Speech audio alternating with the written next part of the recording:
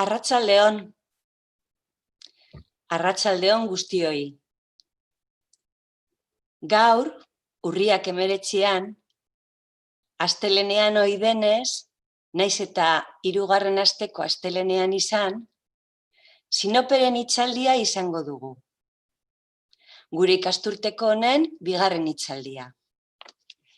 Como bien sabéis, si la charla de septiembre tuvimos como tema las pensiones, gure pentsioak, guregandik, gizakiengandik, gure realitatetik gai hurbila izan zela, esango genuke, gaurko aztertzeko aukeratutako gaiak berriz urrunagora eramango gaitu. Urruntasun hori komilen artean, noski. El universo, unibertsoaren eskala eta egitura. Pentsatzen dugu gai biak unibertsalak direla, alan eta guztiz, noski. Baina beno, mamira joango gara, eta orain Juan Felipek hitz hartuko du, hizlaria eta hitzaldiaren aurkezpena ekarriko digu, zeuen interesekoa izatea espero dugu, ondo izan, gozatu, eta besterik ez, Juan Feliperi hitza emango diot eta aurrera. Hurrengora arte. Arratsaldeon, buenas tardes a todos. Está claro que hablar del universo nos supera a casi todos nosotros. A nuestra ponente de hoy, Itziar, igual la supera un poquito, pero solo un poquito solo. Cuando nos dicen que el universo tiene 3 dimensiones en el espacio, una en el tiempo, pero que puede tener otras dimensiones adicionales y cosas así, nos supera. Cuando nos dicen que hay cientos de miles de millones de galaxias, cada una con cientos de miles de millones de estrellas, nos supera. Y cuando llega la pregunta del millón, ¿hay vida en otros planetas, en otros sistemas solares, en otras galaxias? Ya no sabemos qué decir. Itziar Garate está hoy con nosotros.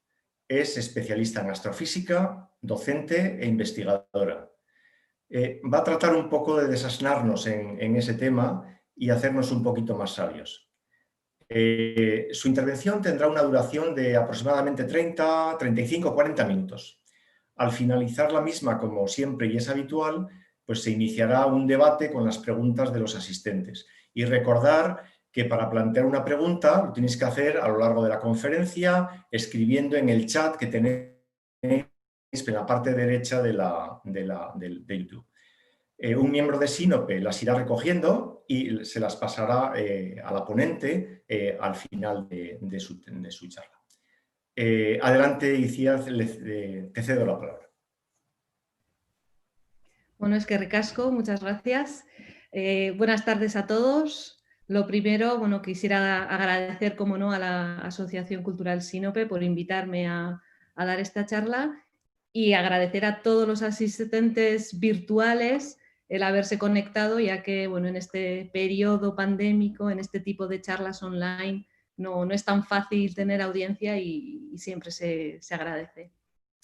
Bueno, voy a compartir pantalla y empezamos con la charla.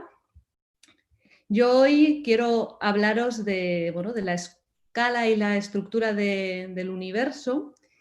Para ello voy a basarme en uno de los tantos vídeos que podemos encontrar fácilmente en Internet o en YouTube, comparando los objetos de distinto tamaño que podemos encontrar en el universo. Efectivamente, el universo está compuesto de todo lo que conocemos y lo que no conocemos, desde lo más pequeño hasta lo más grande. Entonces, este vídeo, por ejemplo, empieza por el protón como objeto más pequeño, es una subpartícula que encontramos en el núcleo de los átomos, pero van a permitirme que la primera parte del vídeo, en la que comparamos objetos pequeños, subatómicos, o incluso objetos del día a día, como monedas, balones, etcétera, rápidamente, sin realizar ninguna pausa, y ya cuando empecemos a observar o empiecen a aparecer en este vídeo objetos celestes que podemos encontrar en el espacio, en el universo exterior, vamos a decir, ya realizaré algunas pausas y explicaré algunos datos curiosos de los distintos cuerpos celestes que podemos observar, ya que debido a mi background o a mi experiencia astrofísica, como bien se ha dicho, es lo que mejor conozco. Bueno, como ven, este vídeo es norteamericano y compara edificios, parques de Nueva York, pero bueno, me imagino que las escalas de metros y de kilómetros lo controlamos bien todos. Y aquí es donde vamos a realizar nuestra primera parada. El primer objeto celeste que aparece en este vídeo es el planeta enano Plutón. Tiene un tamaño de 2.300 kilómetros de diámetro, es decir, es un objeto esferoidal, bastante esfera perfecta, y de norte a sur o de este a oeste tiene 2.300 kilómetros de tamaño. Eso significa que es el doble de la península ibérica, más o menos. Y como ustedes sabrán, Plutón hoy en día no se considera planeta, sino planeta enano. Y vamos a definir un poco por qué o qué diferencia hay hoy en día entre planeta y planeta enano. En el año 2006, la Unión Astronómica Internacional decidió que un objeto, para considerarlo planeta, tenía que cumplir 3 condiciones. Una de ellas es que debía cumplir el equilibrio hidrostático, un equilibrio bastante técnico, pero cuya consecuencia se puede ver fácilmente, ya que en un cuerpo donde hay equilibrio hidrostático, la forma de ese cuerpo es esferoidal, es decir, la primera condición es que nuestro cuerpo en consideración tiene que ser una esfera o un óvalo. Al fin y al cabo puede ser una especie de esfera alargada, como luego más adelante veremos un ejemplo. En esta imagen de Plutón, el objeto que tienen en primer plano, de 2.300 kilómetros, como hemos dicho, se ve claramente que Plutón cumple esta condición, ya que es una esfera perfecta. La segunda condición a cumplir es que tiene que orbitar alrededor de una estrella. Y como todos saben, Plutón orbita alrededor del Sol, que es una estrella. Por tanto, segunda condición que cumple. Pero hay una tercera condición que dice que este cuerpo, en consideración, para poder considerarlo planeta, debe de ser el cuerpo principal, con diferencia el cuerpo más grande en toda esa órbita alrededor de la estrella. Y es esta la condición que Plutón no cumple, ya que tiene un acompañante, como ven en la imagen, Caronte, de más o menos la mitad del tamaño de Plutón, de unos 1.000 kilómetros de diámetro, que acompaña en todo momento a Plutón. En un principio se consideró planeta con su luna, pero hoy en día, con la nueva definición desde el 2006, ambos se consideran planetas enanos, ya que orbitan uno alrededor del otro o, mejor dicho, ambos orbitan alrededor de un punto común que está más cerca de Plutón por ser el cuerpo más masivo de los dos, pero realmente los dos son los que se mueven, uno orbitando alrededor del otro, y no se puede decir que Plutón sea con diferencia el único cuerpo o el cuerpo mayor en esa órbita alrededor del Sol. Por eso se considera planeta enano. Hoy en día hay 5 planetas enanos confirmados en nuestro sistema solar. Aparte de Plutón, tenemos Ceres, Makemake, Haumea y Eris. Ceres, aquí tienen en la parte superior izquierda de sus pantallas, tienen una imagen real de Ceres, de casi 1.000 kilómetros de diámetro, pero para los otros 3 cuerpos, Haumea, Makemake y Eris, tienen una simulación o modelo numérico, ya que no tenemos imágenes directas de estos cuerpos. Y he aquí ese ejemplo de cuerpo esferoidal o ovalado, que no es una esfera perfecta, en el caso de Haumea. De hecho, como pueden observar también, este planeta enano tiene anillos. No solo Saturno tiene anillos, todos los planetas gigantes tienen anillos, pero también los planetas enanos como Haumea.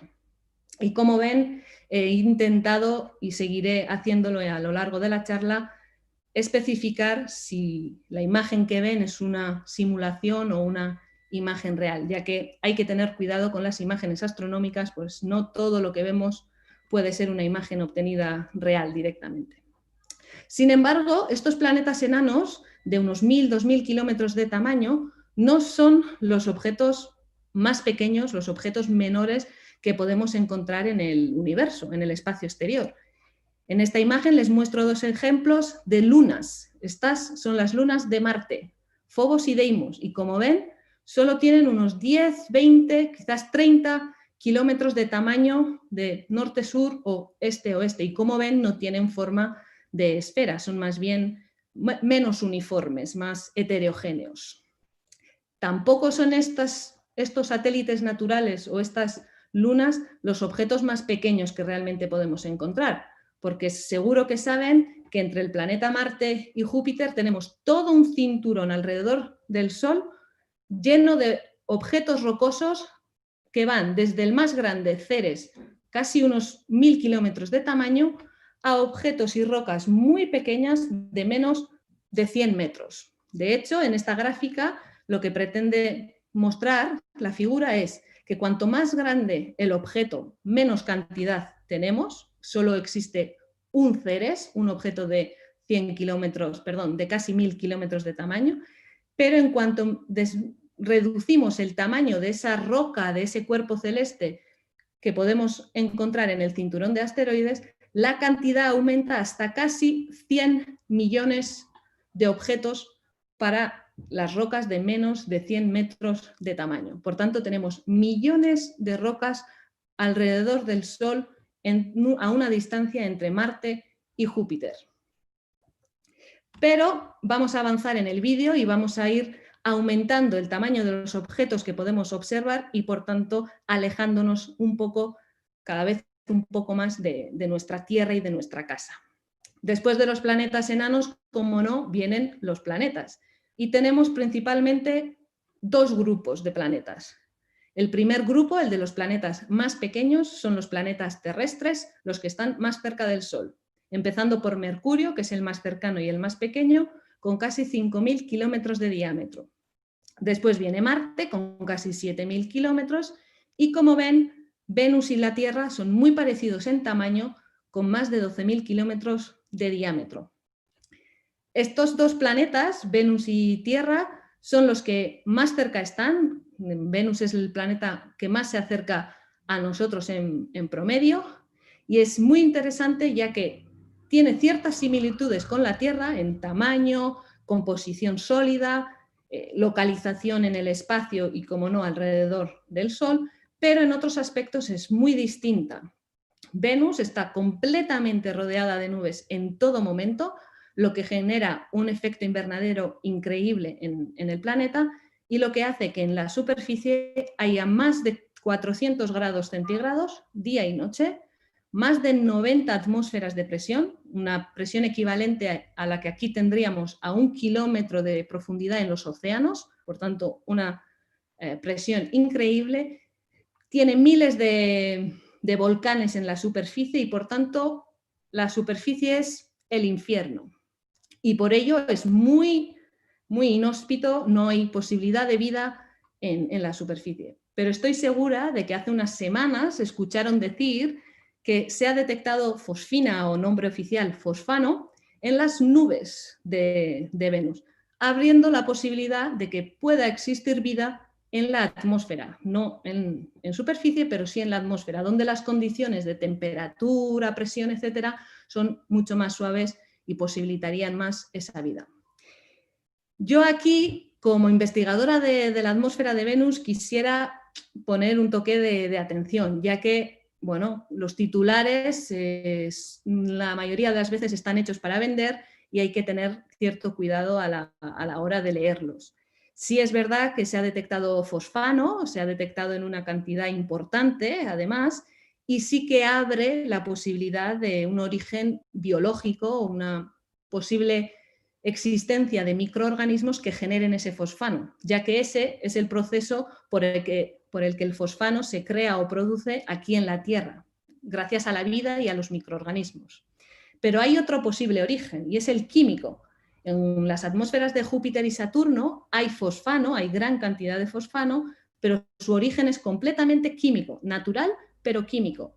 Es verdad que esa reacción química que se da en Júpiter y en Saturno no es posible según lo que sabemos hoy en día de la atmósfera de Venus. Pero eso no descarta que haya otra reacción química que hoy en día desconocemos, quizás más complicada, que dé lugar a fosfano. Por tanto, hoy en día tenemos las dos posibilidades abiertas, los dos posibles orígenes y, por supuesto, hay que seguir investigando e indagando. Pero el hecho de que se haya detectado fosfano no significa, por supuesto, que se haya detectado vida. El planeta por excelencia en la búsqueda de vida, como sabrán, es Marte.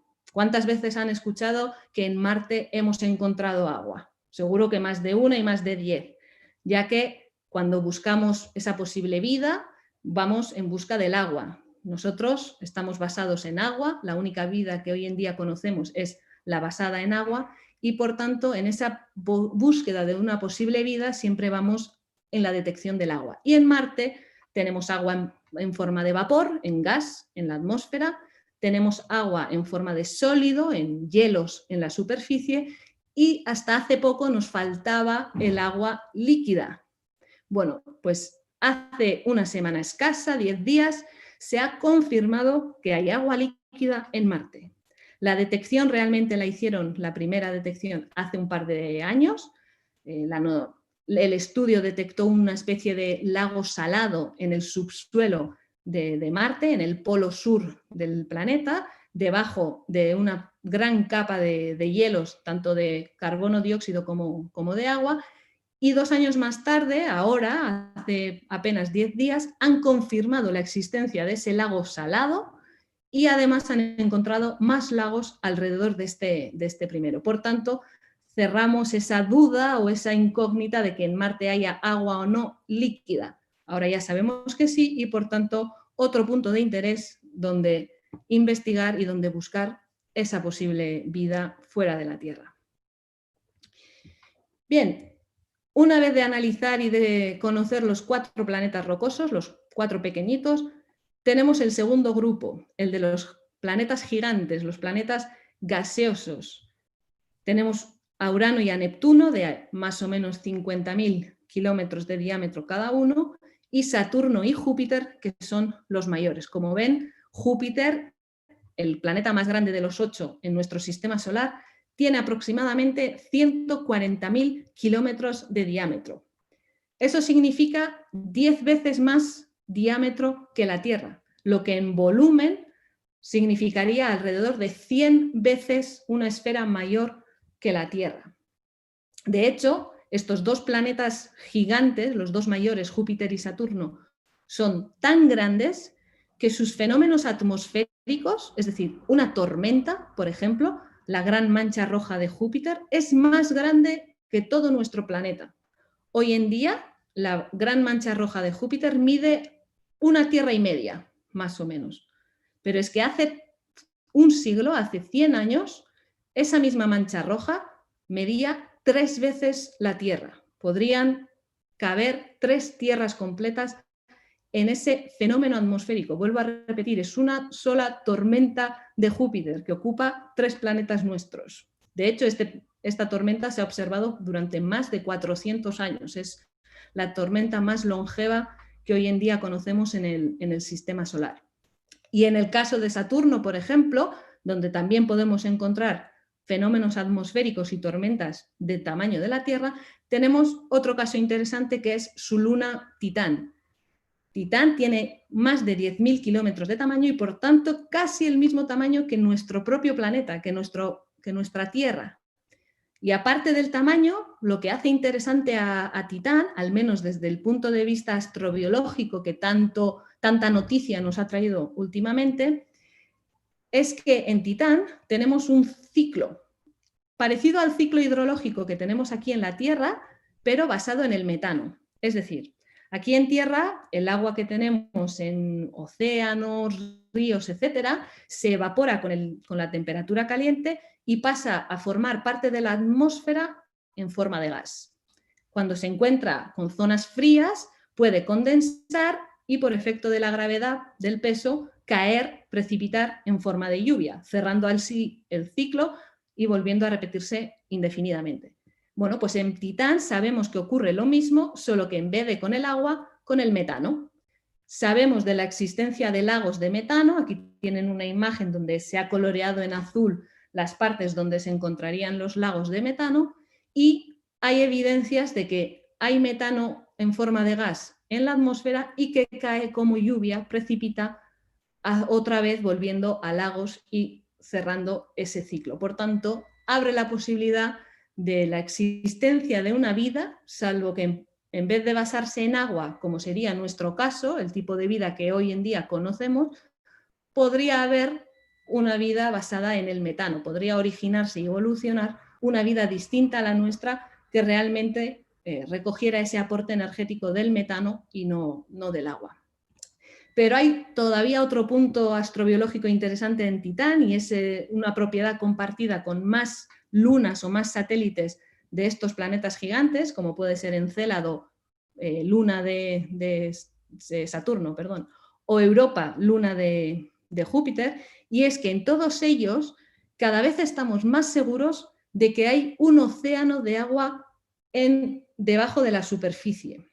Es decir, tenemos una primera capa sólida de tierra o de capas de hielo, pueden ser de agua o de otros compuestos, pero debajo de esa superficie sólida creemos que hay una capa de agua líquida. No sabemos en cada caso, Titán, Encélado o Europa, el espesor de la primera capa de la superficie, ni el espesor de esa posible capa líquida de agua, pero cada vez, como digo, es más evidente y tenemos cada vez más pruebas de que ese océano superficial existe en una u otra luna. De hecho, hay una misión de la NASA, Clipper, que irá específicamente al satélite Europa de Júpiter para estudiar ese posible océano en el subsuelo del satélite natural Europa. Bien, en el sistema solar, como saben, aparte de asteroides, planetas enanos y planetas, tenemos el cuerpo principal, el rey de nuestro sistema solar, que es el Sol, nuestra estrella. El Sol tiene como diámetro 1,4 millones de kilómetros, es decir, tenemos 100 veces más diámetro que la Tierra, lo que significaría en volumen 1 millón de veces más grande, una esfera que es 1 millón de veces más grande que el planeta Tierra. Como ven, los números se me mezclan porque ya empezamos a hablar de números grandes y un tanto difíciles de hacerse a la idea. Si comparamos el Sol con nuestra Tierra, y por supuesto aquí la Tierra se ha añadido a una imagen del Sol para poder comparar ambos, no es una imagen real, vemos que el Sol tiene fenómenos como esta protuberancia que son ya 30, 40, 50 veces más grandes que la Tierra. Por tanto, no podemos ni imaginarnos la comparación de tamaño con el Sol, ¿verdad? Ahí nos podemos hacer una idea, pero el chorro de plasma que de vez en cuando el Sol puede emitir, esa protuberancia solar, ya es 50 veces más largo que el propio planeta Tierra. Afortunadamente, la distancia entre el Sol y la Tierra, que en breve hablaremos de ello, es mucho mayor que el que se muestra en esta imagen, y por tanto esas protuberancias no llegan a nosotros directamente y mucho menos con la fuerza que se ve en esta imagen. Si lo comparamos con el resto de planetas, el Sol, nuestra estrella, aquí tienen la comparación en tamaño de los 8 planetas con el Sol. Por supuesto, esta ilustración no está a escala de distancias, los planetas están mucho más separados, como veremos en breve, pero sí nos da una idea del tamaño de todos los planetas. El Sol no entra en la imagen, Mercurio y Marte apenas son un puntito en la imagen, y Venus y la Tierra ya muestran cierta estructura o cierto color, pero todavía tampoco son muy distinguibles. Los 4 planetas gigantes ya sí. Esta comparación, como digo, es con los planetas, pero ¿qué pasa si comparamos nuestra estrella con otras estrellas? En este dibujo o en este esquema les muestro el tamaño del Sol en este punto amarillo en la parte superior izquierda de la imagen, con otras estrellas mucho más grandes. Tenemos, por ejemplo, a Sirio, una estrella blanca muy brillante en el cielo nocturno. Rigel, la estrella azul que podemos encontrar en la constelación de Orión, en la constelación del Guerrero. Rigel estaría en el pie derecho del Guerrero. Y quiero que vean esta estrella supergigante roja que empieza a ver en el fondo de la imagen o del esquema, que es Betelgeuse. Esta supergigante roja también se encuentra en la constelación de Orión, en la constelación del Guerrero, y es el que podríamos observar en el hombro izquierdo del Guerrero. Por tanto, tenemos a Betelgeuse, supergigante roja, y a esta estrella azul Rigel en la misma constelación, la constelación además de las más fáciles de identificar en el cielo, con las tres estrellas del cinturón del Guerrero, que son inmensamente mayores que nuestra estrella, el Sol. Nuestra estrella, por tamaño al menos, no es nada especial. Tiene un tamaño medio, bastante promedio, y no destaca ni en grande ni en pequeño. Hay estrellas más pequeñas que el Sol, pero como ven, también hay estrellas mucho más grandes, mucho más importantes, al menos en tamaño, que nuestra estrella, el Sol. Sin embargo, sí es especial en luminosidad, en luz. Para el tamaño que tiene, es muy masiva nuestra estrella y por tanto emite muchísima radiación, mucha luz, y se calcula que más o menos en el 90% de las estrellas de nuestra galaxia emiten menos que nuestro Sol. Por tanto, es de las más brillantes, aunque sea de un tamaño relativamente promedio, nada especial. Bien, en ese caso, en nuestro sistema solar ya nos deberíamos de ir alejando un poquito. Ya hemos observado los 8 planetas y nuestro Sol, aquí en comparación con otras estrellas, y por tanto vamos a empezar a hablar un poco de distancias. Vamos a ver estos planetas, estos 8 planetas, cómo de distantes están el uno del otro. En esta imagen o en este esquema les muestro al Sol como primer punto blanco de la izquierda y los 8 planetas, los siguientes 8 puntos. Como ven, aquí no podemos mantener la escala de tamaño, ya no podemos ver estructura en los planetas y por tanto solo los mostramos como puntos blancos para hacernos una idea de la distancia. Los 4 planetas terrestres, los 4 pequeñitos, Mercurio, Venus, Tierra y Marte, están muy juntos entre sí si lo comparamos con el resto de distancias. De hecho, los astrónomos, cuando trabajamos en escalas de sistema solar, no usamos los kilómetros, por supuesto, como referencia de distancia, sino la unidad astronómica. La unidad astronómica se define como la distancia promedio que hay entre el Sol y la Tierra, y son unos 150 millones de kilómetros. No en todas las estaciones estamos a la misma distancia del Sol, pero en promedio estamos a unos 150 millones de kilómetros.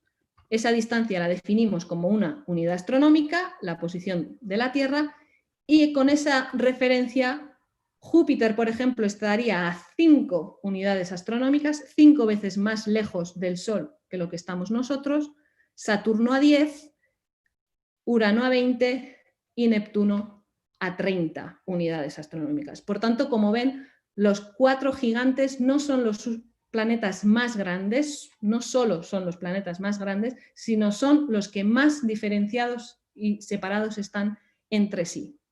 Y sin embargo, Neptuno no es el último objeto que podemos observar en nuestro sistema solar. Detrás de Neptuno volvemos a tener todo un cinturón lleno de objetos, al igual que en el cinturón de asteroides tenemos miles, cientos de miles de objetos rocosos en este segundo cinturón, el cinturón de Kuiper, que comienza más o menos en la órbita de Neptuno a unas 30 unidades astronómicas y se extiende casi otros 30. Por tanto, tenemos radialmente hablando la misma distancia para los 8 planetas como para todo el cinturón de Kuiper. Estos objetos son objetos helados, más fríos, ya que la radiación solar no les llega tanto y por tanto no se calientan y están helados en su superficie. De hecho, muchas veces, debido a alguna perturbación o alguna razón exterior, si uno de estos objetos se perturba en su recorrido alrededor del Sol y se acerca más de lo habitual, esa radiación del Sol cuando pasa cerca puede hacer que el hielo de su superficie se evapore y le crezca, o bueno, veamos esa especie de cola alrededor del objeto cuando pasa cerca del Sol, es decir, vemos cometas. Como ven, Plutón, que en este esquema está dibujado en órbita naranja o marrón clarito, se considera planeta enano, pero es parte del cinturón de Kuiper. Es uno de esos objetos transneptunianos, llamados a veces, que son los objetos del cinturón de Kuiper. Detrás de ese cinturón de Kuiper, aún no estaríamos del todo en los límites del sistema solar, pero ya empezamos a avanzar. En esa distancia, cuando ya llegamos al límite del sistema solar, donde tenemos nuestros testigos preferentes, vamos a decir, esas naves espaciales que partieron de la Tierra en 1977 y que hoy en día siguen viajando y siguen mandándonos información, en este caso, del espacio muy exterior, del medio interestelar, ya que hoy en día las naves Voyager 1 y 2 se encuentran a unos 17.000 millones de kilómetros y empezamos a considerar a ese medio interestelar, ya que a la par que la gravedad y la radiación del Sol también sienten la gravedad y la radiación de otras estrellas. Es decir, ya no estamos en una zona dominada por los efectos del Sol, sino que también se nota ese control, esa gravedad y radiación de otras estrellas. Por eso decimos que estamos en el medio interestelar. Aunque en la imagen o en la ilustración que les muestro ven que el sistema solar, esa heliosfera, zona controlada y dominada por el Sol, tiene una parte extendida y por tanto dificulta la definición de dónde acaba el sistema solar, hoy en día consideramos que tanto la Voyager 1 como la 2 han salido de este límite y por tanto la información que nos están mandando ahora mismo es de ese medio interestelar donde la densidad del aire ha cambiado muchísimo y ya podemos decir, como digo, que estamos entre estrellas. Estas naves son especiales no solo porque son las que más lejos han viajado y son esos testigos avanzados de los que les hablaba, sino también porque junto a las Pioneer 10 y 11 son parte de los pocos intentos que hemos realizado de contactar con posible vida extraterrestre o vida exterior, ¿no? En esta charla donde estoy haciendo hincapié en la habitabilidad de otros planetas o en esa búsqueda de vida, no podía faltar el explicar cómo las Voyager llevan a bordo estos discos dorados bañados en oro con información sobre la Tierra y sobre nosotros. Por un lado, llevan un mensaje grabado en su superficie, como ven en la parte izquierda de la imagen, un mensaje que bueno, tiene su explicación y pueden encontrarlo fácilmente en Internet. Yo sinceramente no soy capaz de leer esos dibujos, esos diagramas y espero que si realmente hay vida extraterrestre que algún día consiga estos discos, espero que no lo entiendan, porque si entienden esos mensajes yo no quiero conocerlos. Pero efectivamente, al ser discos, llevan una segunda parte de información acerca de la Tierra a modo de sonidos. En estos discos se grabaron muchos sonidos de la Tierra, como por ejemplo sonidos emitidos por animales, si les traigo un ejemplo.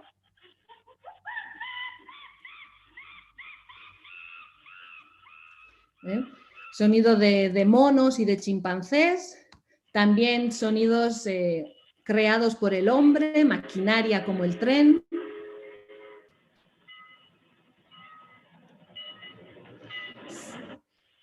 Hola y saludos a todos. Y saludos en 55 idiomas distintos, aparte de música y otro tipo de sonidos.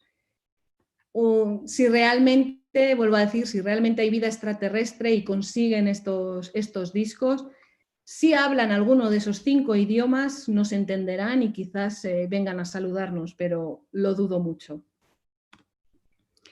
Bien, por tanto, ahora sí, definitivamente ya tenemos que salir de nuestro sistema estelar, de nuestro sistema solar, y vamos a acercarnos a la estrella más cercana. Sin embargo, estas distancias ya sí que no merece la pena hablar en kilómetros, ya hablaríamos de billones de kilómetros con B, y por tanto los astrónomos usamos otra unidad como referencia, que es el año luz. Como su nombre indica, un año luz es la distancia, que no el tiempo, la distancia que recorre la luz en un año. Y tienen que considerar que la luz o la radiación electromagnética, sea visible como infrarroja, rayos X, toda, viaja a la misma velocidad, siempre constante, 300.000 kilómetros en un solo segundo. Por tanto, para recorrer los 150 millones de kilómetros que separan el Sol de la Tierra, la luz necesita 8 minutos.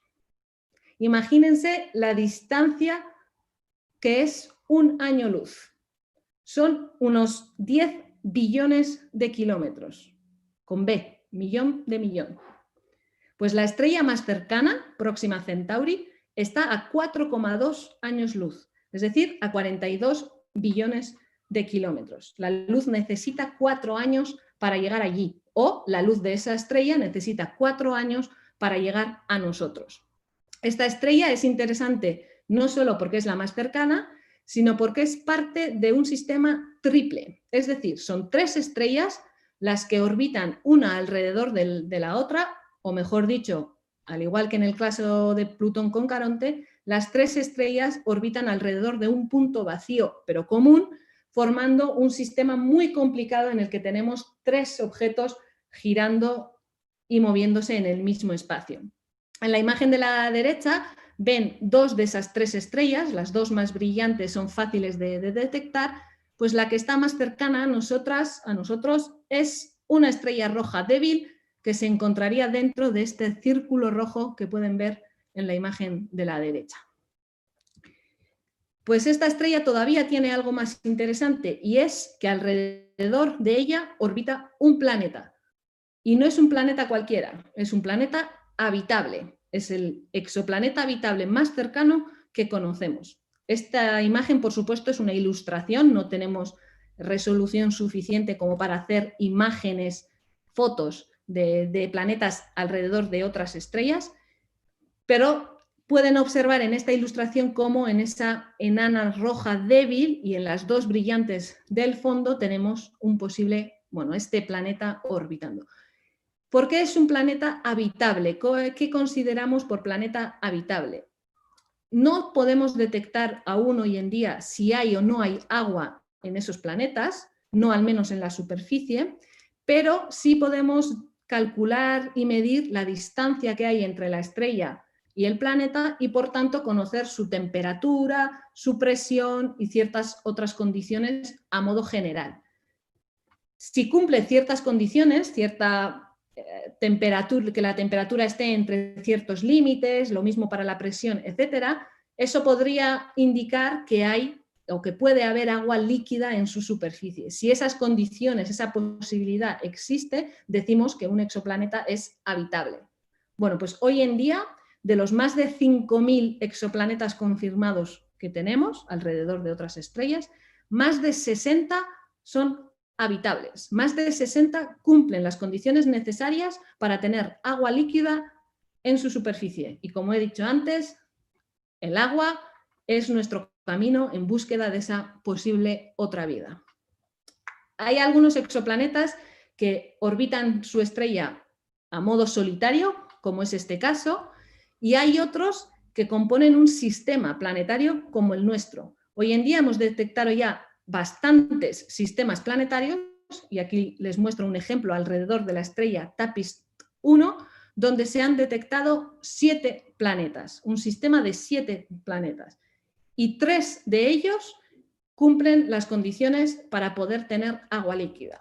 Repito, no podemos detectar si tienen agua líquida en superficie, pero sí si cumplen las condiciones para ello.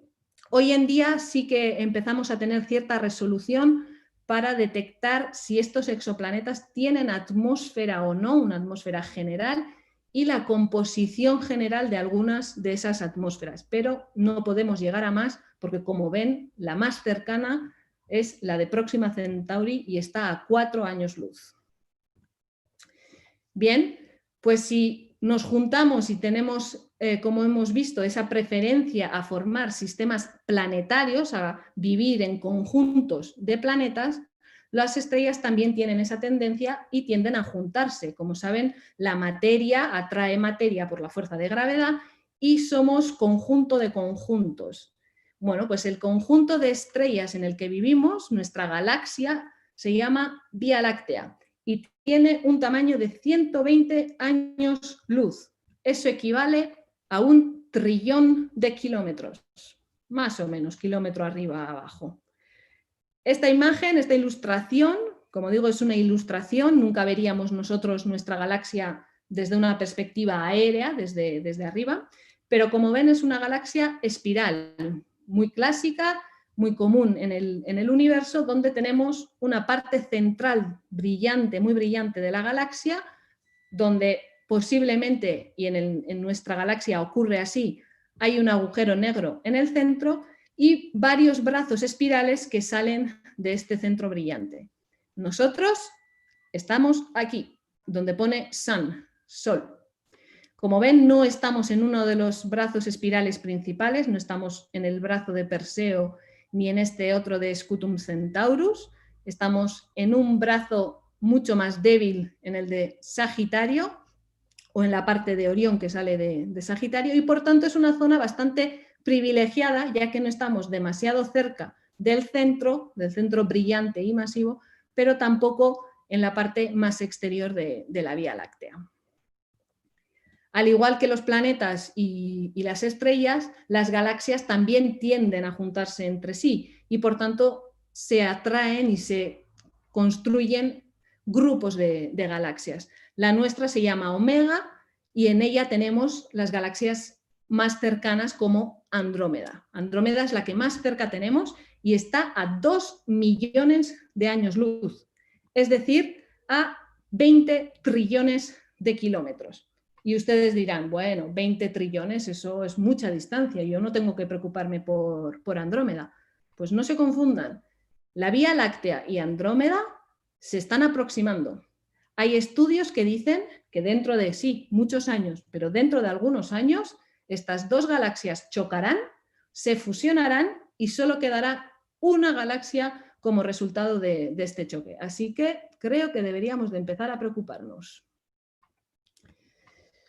Bueno, y ya para ir terminando, no hay nada más grande, no hay ningún objeto mayor que las galaxias en el universo, sino que, como digo, en esa tendencia de agruparnos tendremos grupos de galaxias y supergrupos de galaxias que al final de todo generan una especie de red neuronal compuesto de galaxias hasta llegar a ese límite que podemos observar, lo llamado universo observable, de casi, como ven, 100.000 millones de años luz, lo que equivale a 1 cuatrillón de kilómetros.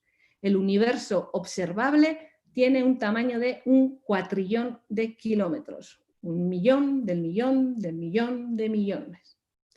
¿Y por qué universo observable y no universo a secas?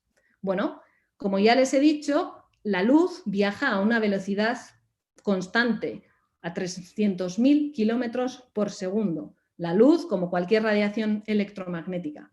Por tanto, en los 13.700 millones de años que tiene el universo, esa luz ha podido viajar una distancia concreta, no más. Y esa es lo que podemos observar. El objeto o la galaxia que más lejos esté de nosotros, esté en ese límite del universo observable, ha necesitado 13.700 millones de años para llegar a nosotros. La luz que emite esa galaxia ha necesitado ese tiempo.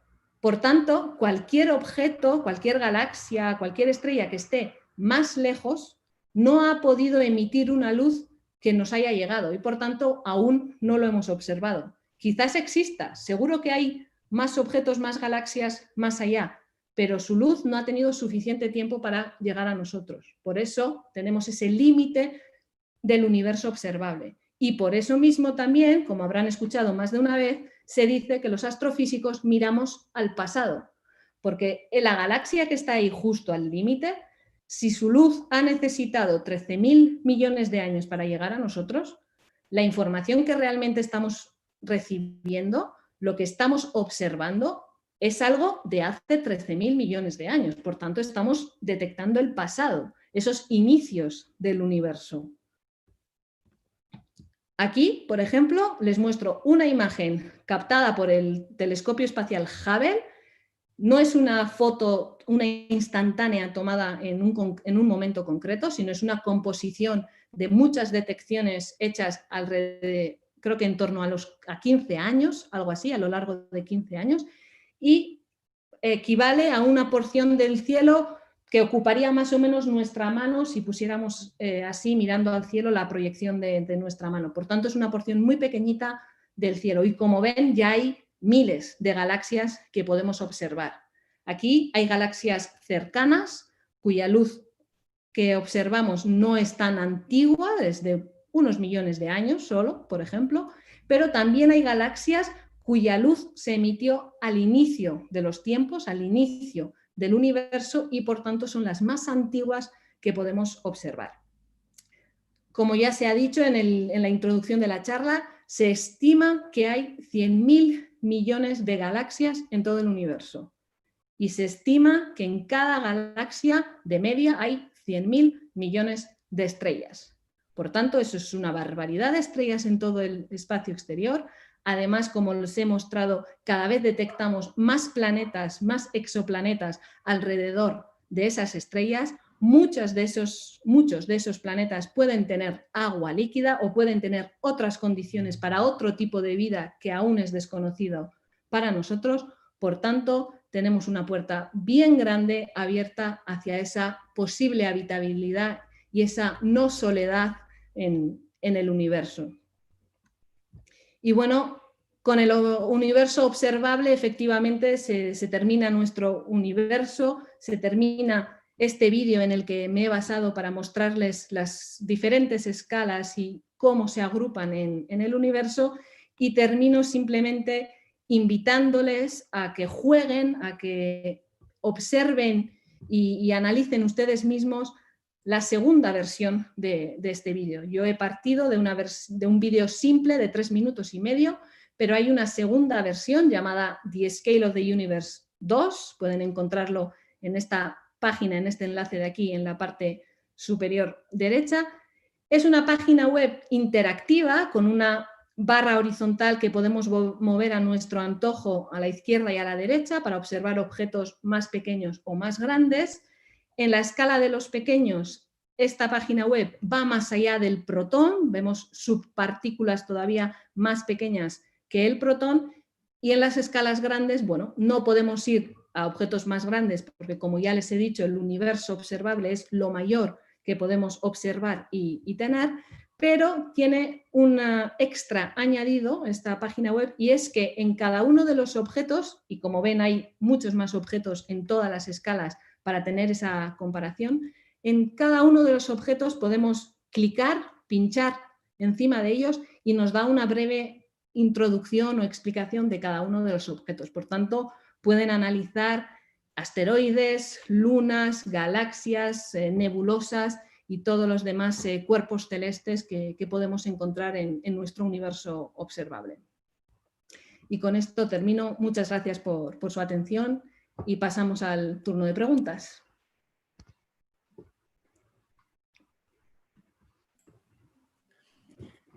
Muchísimas gracias, Icía. Fascinante y sorprendente universo.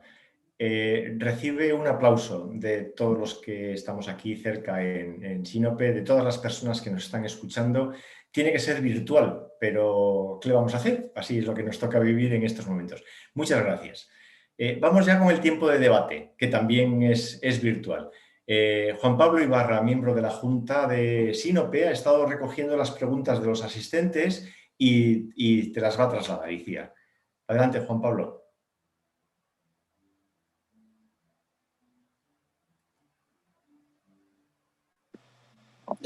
Arratsaldeon guztioi, orain bidali dizkiguzuen galderak egingo ditugu. Bueno, buenas tardes. Vamos a hacer algunas de las preguntas que hemos visto en esta charla. Iciar, has hablado sobre la vida fuera de la Tierra. Yo te lo hago directamente la pregunta. ¿Habrá vida fuera de la Tierra? ¿La encontraremos alguna vez? Y para encontrarla sé que se utilizan un mogollón de herramientas. ¿Nos podrías comentar un poco también con qué herramientas se utilizan para medir esos millones de kilómetros de distancia y para medir y para saber si hay agua, para qué gas, qué tipo de gases, con qué herramientas utilizamos? Y otra pregunta. Hay también herramientas, como has dicho, que se mandaron en 1977 a un satélite. Realmente ese satélite estará obsoleto, porque tal como avanza la tecnología hoy en día, lo que enviamos hace 43 años, o todo lo que se va enviando se va quedando obsoleto, ¿no? ¿Nos puedes comentar algo de eso, por favor?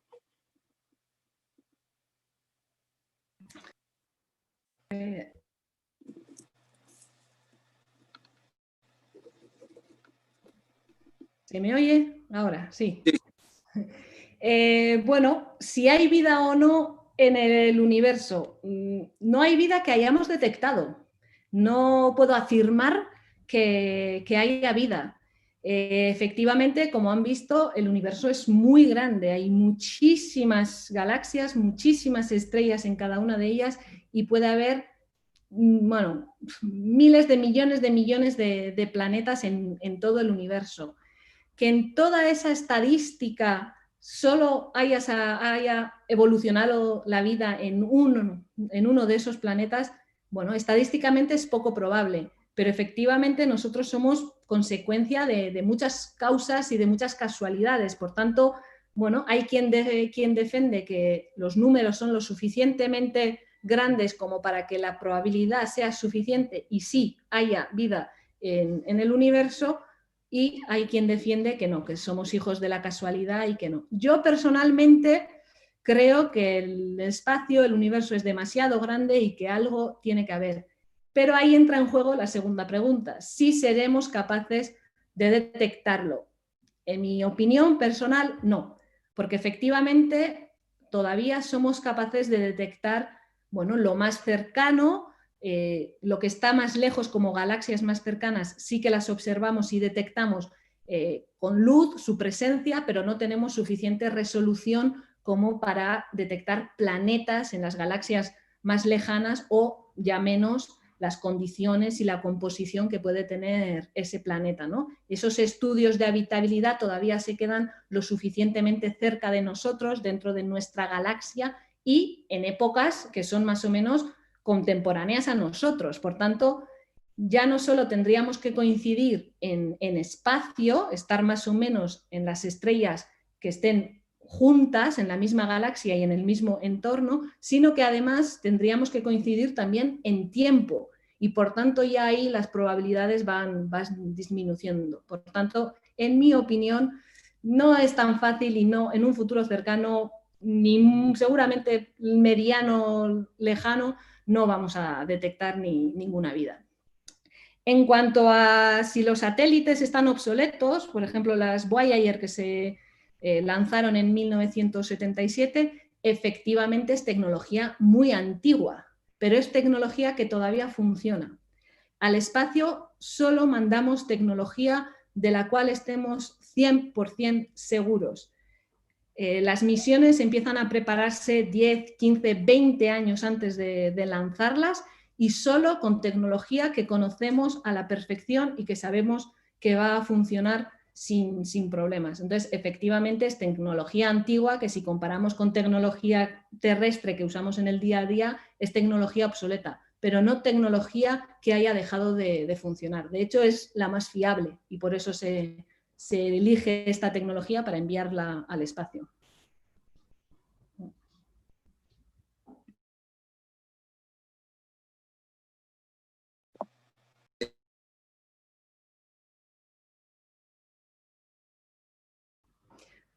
Perdona, no, yo no he oído la pregunta. A ver, ahora me oyes. Digo, la vida en otros mundos podría tener una estructura con átomos diferentes de la nuestra o sería, no sé. Yo no soy bióloga y por tanto no voy a ir a la parte biológica, prefiero no meter la pata, pero efectivamente la vida que hoy en día nosotros conocemos está basada 100% en el agua, en la molécula del agua. Hay otras muchas moléculas, como he dicho en Titán, por ejemplo, tenemos este ciclo de metano y gente más experta que yo en astrobiología sí que juega con esa posibilidad de una posible vida basada en el metano. Por tanto, según entiendo yo, sí que hay posibilidad de que se genere vida a partir de otras moléculas, solo que nuestro conocimiento todavía es bastante limitado en ello y por tanto no es tan fácil tampoco de buscarla, porque efectivamente a la hora de construir misiones, instrumentos, etcétera, nosotros tenemos que determinar qué es lo que vamos a buscar y qué es lo que vamos a intentar detectar. El cerebro humano, los ojos, nuestros instrumentos humanos son mucho más versátiles y son mucho más capaces de decir, bueno, yo voy a mirar al universo y recibir todo lo que, bueno, interpretar todo lo que recibo e intentar buscar no solo aquello que conozco, sino también lo desconocido, ¿no? Pero la tecnología no es tan versátil. Cuando preparamos la tecnología, cuando intentamos, por ejemplo, construir detectores, no pueden detectar en todos los rangos, solo en ciertos rangos. Por tanto, tienes que decidir qué tipo de detector vas a construir para detectar qué tipo de luz.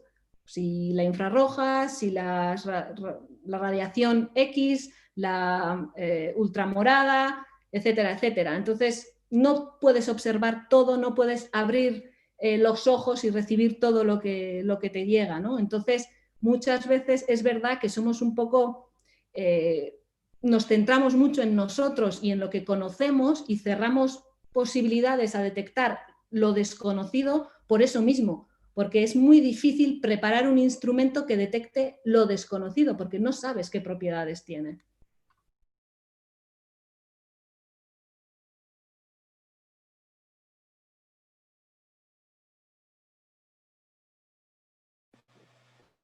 Otra pregunta. En un escenario de menor disponibilidad energética, hemos superado el cenit del petróleo y entre todas las energías renovables pues no pueden igualar el descenso de disponibilidad energética. ¿Cómo afecta esto a la investigación astrofísica? Bueno, ahora mismo la fuente de energía que más se utilizan, al menos los satélites, naves espaciales, etcétera, es la energía solar.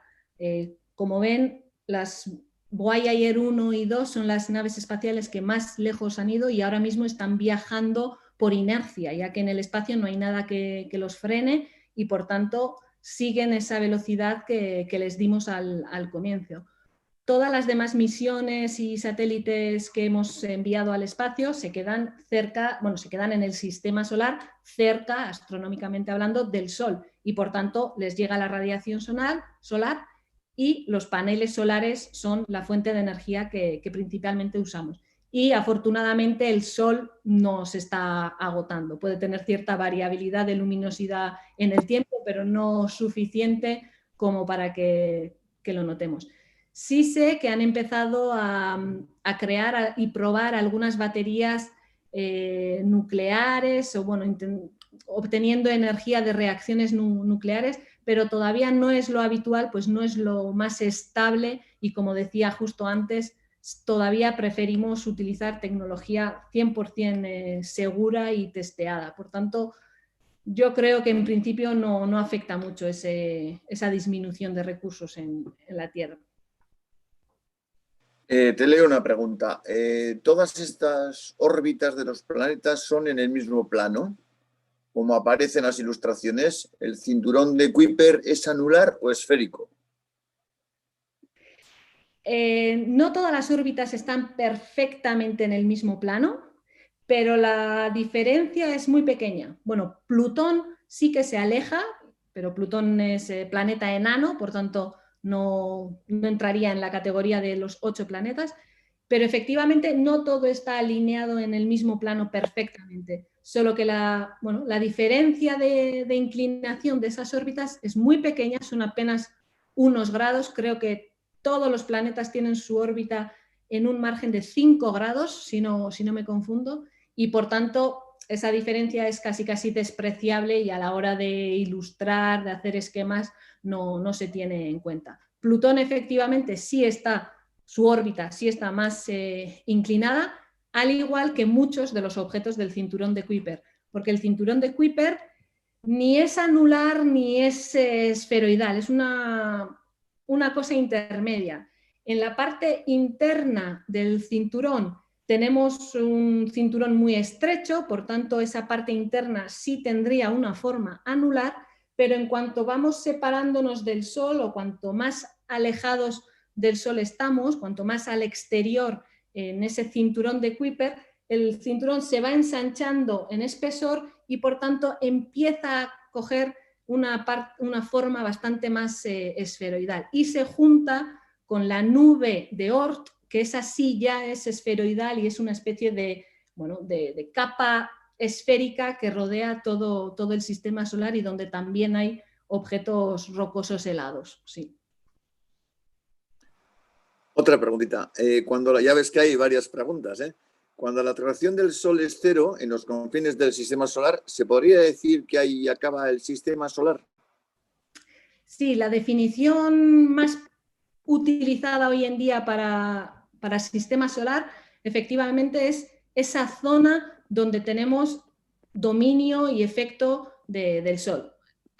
Es verdad que la gravedad se extiende hasta el infinito, la radiación llega hasta el infinito y por tanto técnicamente hablando o matemáticamente hablando no podríamos decir que el efecto del Sol, tanto en gravedad como en radiación, es cero en ningún sitio. Pero efectivamente, a partir de una distancia, ese efecto es ya tan pequeño que comparado con el efecto del resto de estrellas de alrededor, no es dominante. Entonces, ahí, donde el Sol ya deja de ser dominante, es donde principalmente casi todos los astrónomos decimos que acaba el sistema solar. Lo que pasa es que si se acuerdan de esa imagen de la heliosfera que he mostrado, tenemos estrellas que por un lado, vamos a decir, están más cercanas y tenemos más estrellas y por tanto su efecto, una especie de viento estelar que emiten, empuja de cierta manera ese viento que genera el Sol y por eso coge esa zona dominada por el Sol, coge esa forma de, en un lado más apretada y más alargada en la dirección opuesta. Esa especie de cola que le sale a la heliosfera es por el efecto de otras estrellas y por tanto podríamos decir que el sistema solar es más estrecha por un lado y más extensa por el otro. Pero efectivamente ahí donde acaba el efecto del Sol, tanto en gravedad como en radiación, acabaría el sistema solar. Otra pregunta. Estamos mandando pues, cantidad de historias al espacio, ¿no? ¿No estamos llenando también de chatarra? Hay veces que se habla de que alrededor de la Tierra, por ejemplo, pues hay un mogollón de chatarra que ahí se queda y nadie sabe cómo se va a destruir o si se destruyen o lo que sea, ¿no? ¿Eso no es algo malo en general? Sí, en mi opinión, sí. Es verdad que alrededor de la Tierra al menos ya empezamos a tener demasiadas cosas. Satélites en funcionamiento, tanto meteorológicos, GPS, científicos, satélites que hoy en día todavía usamos y están en funcionamiento, por tanto necesitamos. Satélites antiguos que ya han quedado obsoletos y están fuera de funcionamiento y basura espacial de choques o de lo que sea. Sí es verdad que al final, como han visto, las distancias y los tamaños son muy grandes y comparándolo con el tamaño que puede tener un satélite, el tamaño de la Tierra es enorme, ¿no? Entonces, no debemos imaginar una capa sólida rodeando a la Tierra. Entre satélite y satélite tenemos todavía mucho espacio y mucha distancia. Por tanto, hay ciertas ilustraciones o, bueno, que pueden encontrarse en internet en las que parece que la Tierra está llena de satélites y puntitos. No es así. Las escalas reales hacen que haya más espacio libre que espacio ocupado, pero efectivamente, en mi opinión, ya hemos empezado a llegar a un punto de preocuparnos, sobre todo porque hace nada empresas privadas como el SpaceX han empezado a lanzar conjuntos de satélites, de decenas, de cientos de satélites que además de ocupar espacio emiten luz, reflejan la luz solar, etcétera, y por tanto, para todas las observaciones astronómicas, profesionales o amateurs, aficionadas, están generando muchos problemas. Entonces empezamos a realmente tener mucha basura espacial y mucho satélite en funcionamiento que, en mi opinión, deberíamos de empezar a arreglar. En cuanto a qué se va a hacer o si se planea hacer cosas para ello, sí que hay ciertos proyectos, las agencias espaciales ya tienen en mente ciertas posibilidades, ciertas propuestas. Creo que aceptada hoy en día no hay ninguna, pero hay proyectos en los que, por ejemplo, se pretende ir al espacio, sobre todo alrededor de la Tierra, a recoger esos satélites o trozos de satélite, basura espacial que ya no esté en funcionamiento, y traerlo hacia la Tierra, haciendo o obligando que la atmósfera terrestre las queme y desintegre, por tanto destruyéndolas de forma deliberada. Hay otros proyectos que pretenden golpear esa basura y alejarla al espacio. No desaparecería esa basura espacial, pero sí que la alejaríamos de nosotros, impidiendo o disminuyendo al menos quizás el riesgo de caída en la Tierra o generando más espacio para otros satélites, etcétera. Pero vuelvo a decir, no desaparecería esa basura, solo la lanzaríamos más lejos. Y no sé si hay una tercera opción o propuesta que ahora mismo no me acuerdo, pero en cualquier caso siempre estaríamos hablando de satélites cercanos a la Tierra, satélites en órbita de la Tierra. Aquellas misiones que hemos mandado a otros planetas, por ejemplo, hay misiones que han quedado obsoletas ya en desuso en la superficie de Marte y que yo sepa ahora mismo no hay ninguna propuesta ni ningún plan de recogida, pero sí es verdad que desde hace unos pocos años casi todas las misiones, por no decir todas, llevan planeada y organizada una fase final de la misión, que es su destrucción, sobre todo si van a planetas con mucha atmósfera. Por ejemplo, la misión Cassini, que ha estado orbitando durante 10-15 años Saturno, su parte final, su fase final era el reincorporarse, el reintegrarse en la atmósfera de Saturno, el embullirse en la atmósfera de Saturno, como digo, para que las presiones y las temperaturas de esa atmósfera quemen el satélite y lo desintegren. Algo parecido hicieron con Venus Express, que estuvo alrededor del planeta Venus. Entonces, cada vez es más frecuente que nos preocupemos de esas cosas y añadamos una parte final a las misiones en las que ya consideremos cómo hacer desaparecer esa nave de la manera más segura posible y menos contaminante posible. Pregunta, ya no te damos a volver loca. Has hablado de que las galaxias al final chocarán y tal, pero de más de cerca se suele hablar de los meteoritos que pueden entrar aquí y chocar contra la Tierra y tal. ¿Es posible que haya meteoritos que puedan venir a chocar contra la Tierra? No tenemos ninguna herramienta, ninguna arma para poder destruirlos o ser capaces de evitarlos. ¿Qué nos puedes contar sobre eso? Y gracias por todo. Gracias a vosotros. Efectivamente, la posibilidad está ahí. El espacio exterior no es algo inamovible, no es algo que esté quieto y, por tanto, tenemos cuerpos celestes en movimiento en todo momento.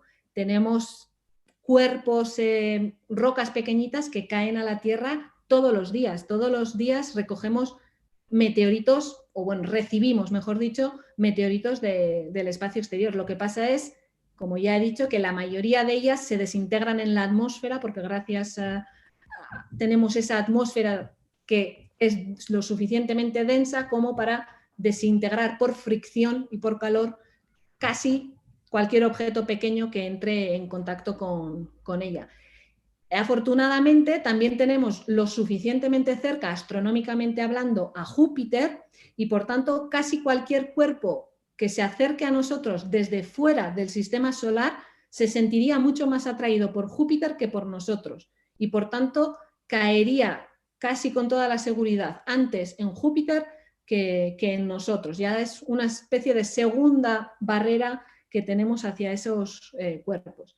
En cualquier caso, cuerpos del cinturón de Kuiper, de la nube de Oort, como ya hemos dicho, se pueden acercar a nosotros y tenemos ciertos cometas y ciertos asteroides que pasan muy cerca. Que yo sepa, hoy en día no hay ningún plan preparado de ataque o de defensa, bueno, de ataque mejor dicho, pero sí de defensa al menos preventiva. Hay todo un programa en el que participan todas las agencias espaciales del mundo de vigilancia. Hay todo un programa en el que se usan observatorios grandes y pequeños profesionales para observar y controlar estos objetos cercanos, estos NEOs se llaman en inglés, Near Earth Orbit objetos, y los tenemos bien vigilados. Sabemos la probabilidad de que un objeto u otro se acerque más o menos. Quiero decir, todo aquel objeto que sea potencialmente peligroso, porque por su tamaño no vaya a desintegrarse en la atmósfera, hoy en día está ya detectado y vigilado. Y por tanto, si algún día se acercara a nosotros, lo sabríamos ya con bastante tiempo. No sé si bastante tiempo para reaccionar y en modo película Armageddon ir a ese objeto y volarlo en pedazos, pero al menos sí para saber que viene, para tomar ciertas medidas e intentar defendernos en lo mejor posible. Entonces, sí hay vigilancia, sí hay un programa especial para ello y aunque la posibilidad existe de que un meteoro importante caiga sobre nosotros, al menos no lo haría en modo sorpresa y avisándonos con un solo día de antemano.